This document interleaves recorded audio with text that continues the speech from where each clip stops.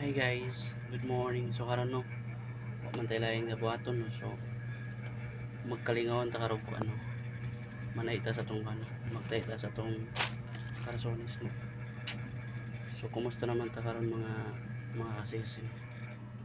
So good morning sa ato tanan.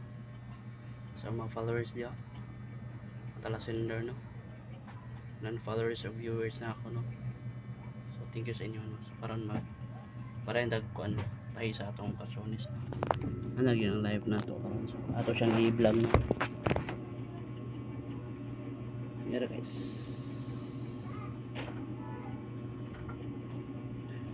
kabalo po ba ta magtahi no.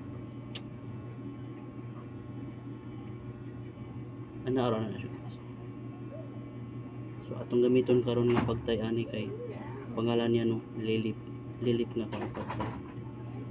May mga klase sa kuan ko sa pagtay na helbana, pabalik-balik, lilip, una pa to isa no. So kani akong gamiton karon nga pagtay is kuan lilip, katong mga gagmay mo lilip siya. So ano siya guys,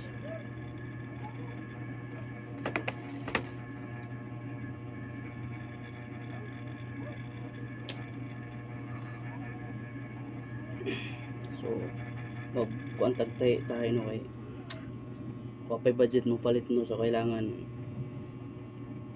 atong i-repair ang mga butang na na-value sa atong kinabuhi. So ana ra kun no.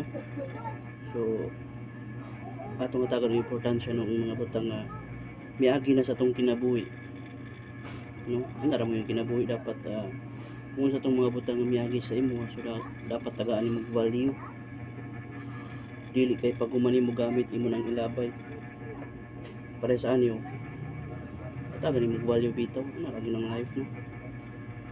Kung sa tong mga butang nga niagi sa imong kinabuhi,